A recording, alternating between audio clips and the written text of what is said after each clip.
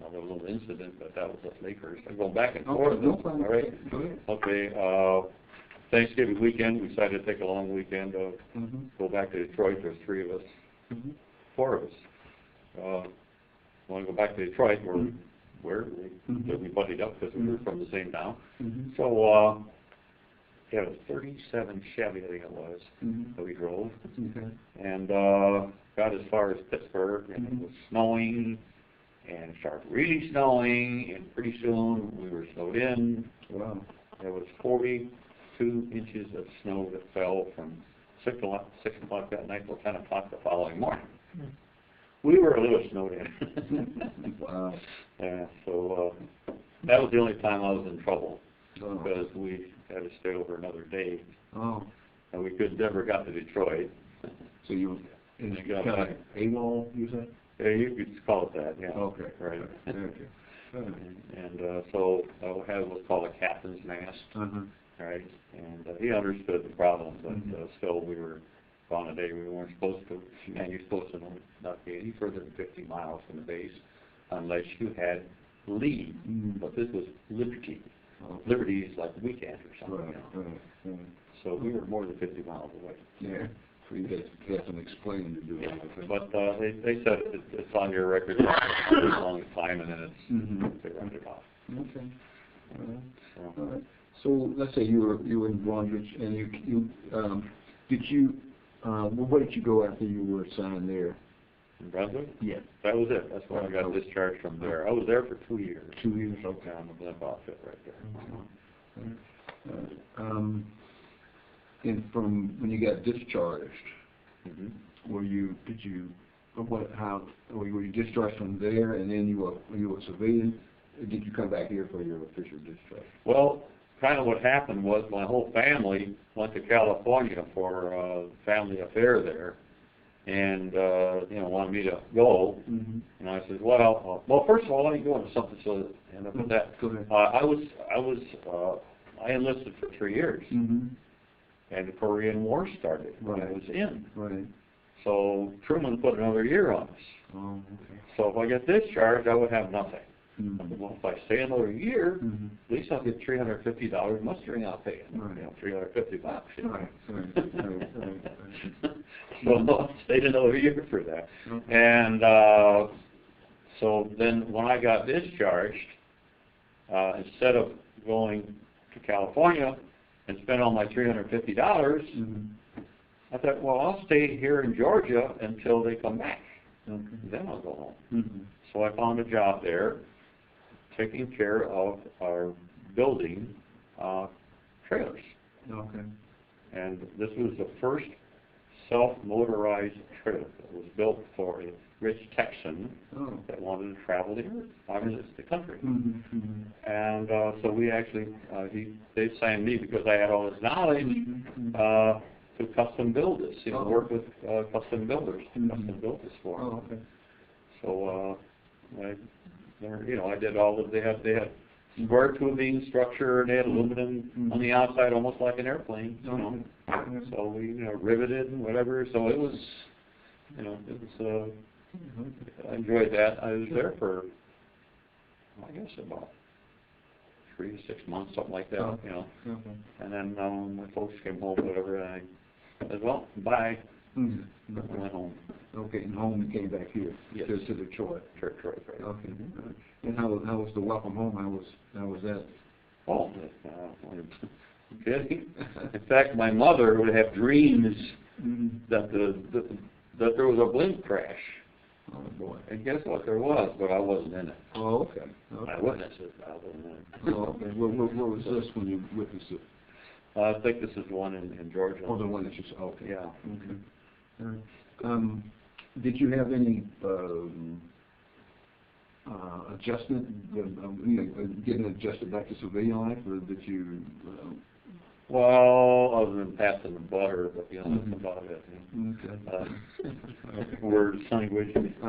But other than that, no problem. Yeah, I went to work, whatever, no problem. I didn't have any, In my case, I wasn't in combat as such, Right. and I know that a lot of guys are in hand-to-hand fighting and so forth, and they came back with, mental problems. And in my case, fortunately, I was in a branch of service that took care of a lot of things, but we weren't in hand-to-hand fighting. And, we weren't in any gun battles, whatever. I learned to shoot a 50 caliber machine gun off the limp, but, but that was still a different factor. That was just all practice. Oh, okay. All right. So after you got back home, what line of work did you go into? Was it related to any of your military experience? It seemed like that structural mechanical could be transferable.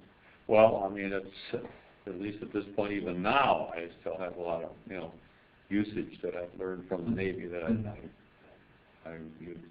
I'm trying to remember some of the jobs I had after I got out. I know I worked in grocery stores and so on.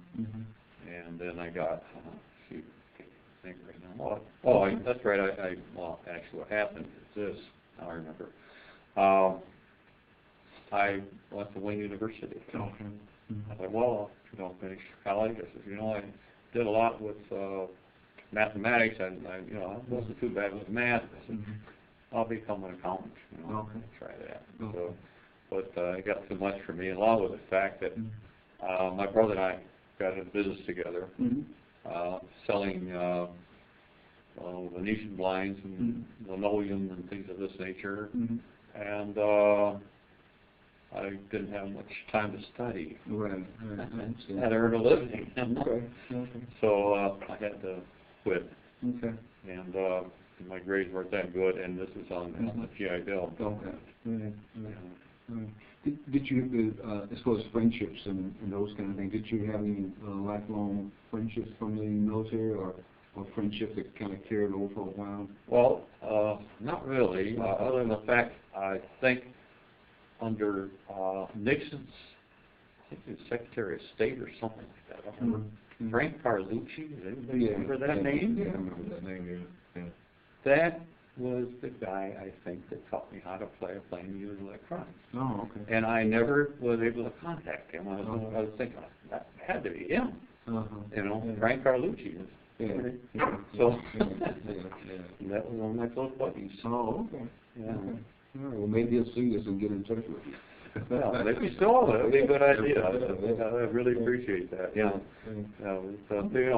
When you're in the service, you're very close to these people, but when you get transferred or whatever, it's like, Exactly. Yeah. Okay, well, we're winding down here.